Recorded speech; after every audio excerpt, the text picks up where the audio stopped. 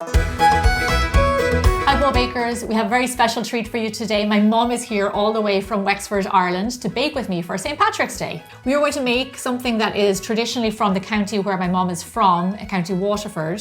Mum, why don't you tell us what we're going to make? We're going to make a Waterford Blaas. And actually it can only be called a Blaas if it's made in Waterford, so we're taking a bit of license. We are, but I do that all the time, so there's nothing new about that.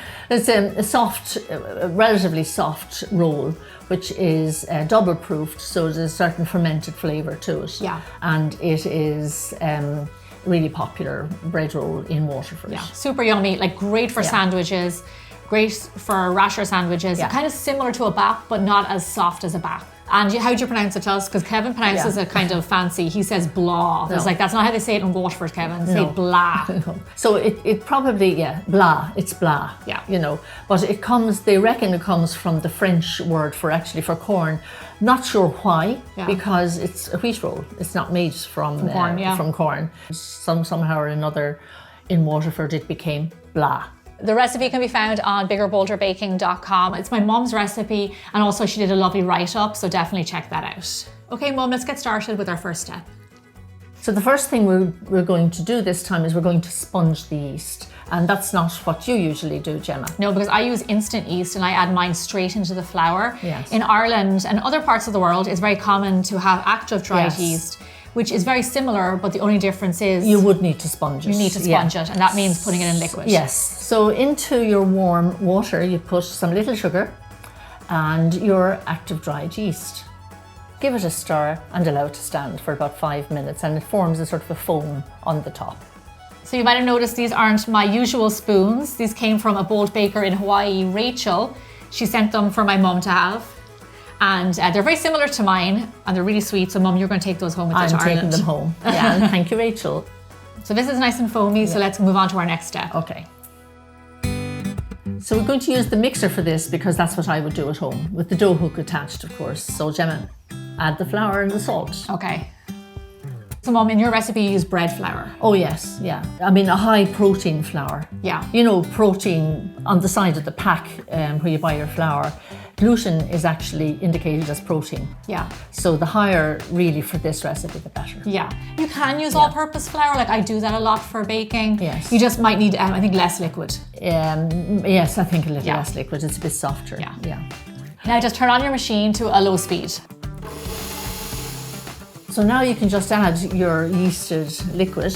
I reckon about 3/4 of it in one go. And hold back the remainder just in case, because flour in different places behaves in different ways. You don't always need all the liquid. No, you don't. No. So just hold a little bit back and then go from there. Yeah. So I can see that this is a little bit dry, so we will add in, I think, the rest of the liquid. Okay. And then all you want to do is knead it for around, Mum, how long? 5 minutes. Around 5 minutes or so. 5 minutes. And by hand, I mean equally. Yeah. You know, about 5 minutes. You can do this by hand also. You don't have to use a machine. The telltale sign that I like to look for is when your dough cleans the bowl. Yes. When it all comes up and it just forms one nice big smooth bowl, and that's what we're looking for. So Blaas were a big part of our childhood because my mum is from Waterford. When we used to go visiting Waterford, we would always stop at a certain shop to get Blaas. That's right, a little shop on the Cork Road. A little shop on the Cork Road, which is where my mum grew up, on the Cork Road. That's right, yeah. But I remember that so clearly, getting Blaas and then bringing them home to Wexford, where we're from, and having them with butter and rashers. Exactly. Yeah. Absolutely delicious. Yeah, and we grew up with them because, I mean, it was probably the only bread that we had that was freshly baked almost on the day. Yeah. And people had their favourite bakeries. Yeah. I remember that was one we used to go to. We used to also go to one in Ferrybank in Waterford. Yes. But it's just those kind of food memories that like really stick in my mind. That's why I thought it'd be a really good idea to like show everybody this recipe. Yeah. Mum, what do you think? Is this looking good? Yeah, it looks perfect actually. Nice clean ball of dough. That's what we're looking for. So now it's going to turn off the machine and then take out our nice, this is really gorgeous dough actually. Nice and smooth. And Mum, you've got an oiled bowl there. I do. The reason why you always want to put a dough in an oiled bowl is because the oil just helps it rise. If it doesn't have that oil there, it kind of has to struggle. You don't want your dough to have to struggle after going to all that lovely work to make it. I'm going to cover it tightly with some cling wrap and then put a tea towel over it And Mum, like you said, it needs to ferment twice or proof twice. So this first time we're leaving it for how long? So I suppose about an hour for the first proofing, and then you knock it back. Okay. And proof it again. Okay, great. So we'll come back in an hour's time and have a little look. Yeah. So it's been an hour, and look at our dough. It looks gorgeous. It does, yeah. It's nicely risen. This is a big dough.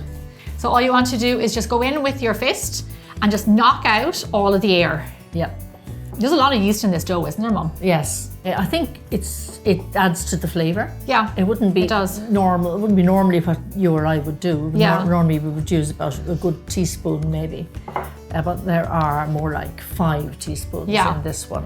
It's just a different bread roll. There's nothing, there's nothing different, like wrong with it or anything. It's just a different bread dough. No, but it's proofed twice, so you get it's a doubly fermented, really. So and that's really important. Flavor, yeah.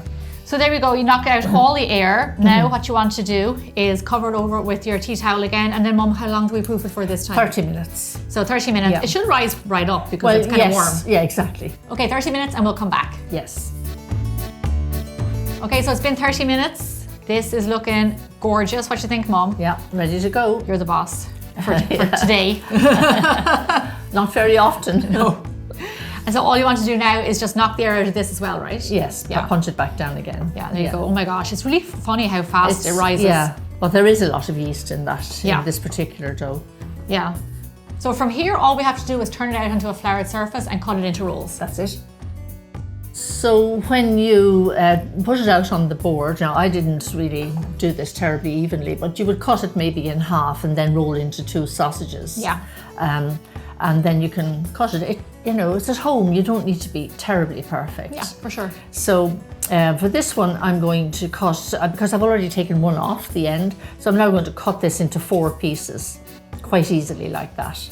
And then these can be just rolled into rolls. Some of them will be a bit bigger than others, a bit more generous than others. Yes, I'll help you but do you that. can do it, because you can do it on the board like that. Or you can do it in your hand. Or you can do it on your hand, like which this. is actually really great. And it gets rid of all the seams. It does, it just makes it easy, yeah. Makes it yours a bit more perfect than mine, but... Well, it's not a competition. What can I do? But if it was, I would be winning. They make nice big rolls. So you're looking for 12, so just get 12 rolls out of it. Yeah, exactly, yeah. And the greedy person can take the big one. My mum probably was my first teacher when it comes to baking and to cooking. She also helps with social media. So a lot of you who message on the website, on Facebook, because we get, Mum, like a lot, thousands of messages each week, thousands. We had to have a team of people who help answer them. And because my mum has such a great background with food and baking, and she knows everything. I do. Yes, this is true. That she's really good. I didn't know Gemma knew I knew everything.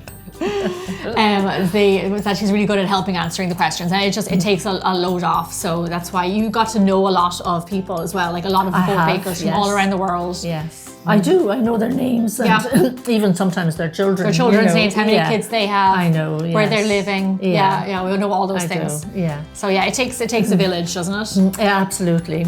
Yes, it does. So these are looking good. So let's put them into our pan. Okay. So over here we have our 9x13 pan. It's oiled. Yes. And let's just pop in our rolls. Yeah. And then, Mom, how many rows? So 12, but I'm not that accurate, so I could finish up with 13. Okay. Well, in this house, we're accurate. We follow the rules. Nobody cares in my house.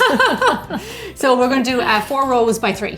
Yeah, and then that's right. Lovely. And they grow together. Yeah. Because it's a batch bake. So that's a very good point, that this is called batch baking. And what you want to do is, I like to say I give them enough room to kiss, but you don't want them making out. So you give them a little bit of space in between, and then they proof, because they have to proof again. Yeah. They batch bake, which means you end up with not a round roll, but all of them baking into each other. Yes, Yeah, and it looks really nice, and it makes for really good sandwiches.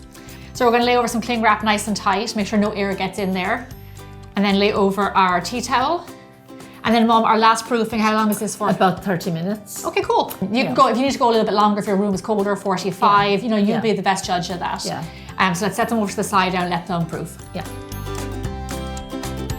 So the rolls are proofed, and now you've got to do what is the important part, which is dusting them liberally with flour. Yeah, which is kind of their signature look, right? Absolutely, yeah. In Waterford, they used to call this baker's butter. Really? Why? Yeah, because, I don't know, maybe some people didn't have real butter, so I don't know. Oh yeah, to glaze it. So it was called baker's butter. Yeah. So I know that's another little tiny side story funny. to that. Yeah. And it's kind of the unique, it's what, like, these are flowery rolls. Like, this is what makes them kind of, it's one of the things that makes them unique. Yeah, it is. It's unique to them. That's it, yeah. So you dust them with the flour. Dust them with the flour. And then are these ready to go into the oven now, And Mum? these are ready to go into the oven. Perfect, let's get them in. So now we just need to bake them off at 425 degrees Fahrenheit, 210 degrees Celsius for 25 to 35 minutes. These look amazing. They actually look just like real Waterford Blaas. They do. And they're lovely and floury, which is how they should be. Yeah. Yeah.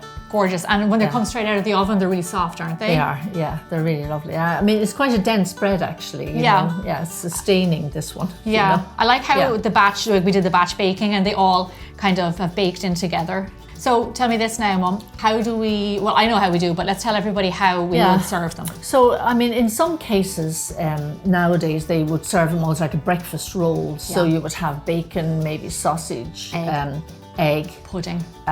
Pudding, which is... Rash, a black pudding, blood pudding. Well, no, that might be a bridge too far. Beans are delicious on a breakfast roll. They are, but that's relatively a modern invention. I mean, back in the day, you would have had maybe marmalade and butter and, you know, things like that. They make really good BLTs, don't they? Absolutely, yes. But what we would do at home often when Mum would go to Waterford to visit her sister Rosaline, or we would go for trips and come back, we would have them with Kerrygold, which is Irish butter, which is the best butter in the world.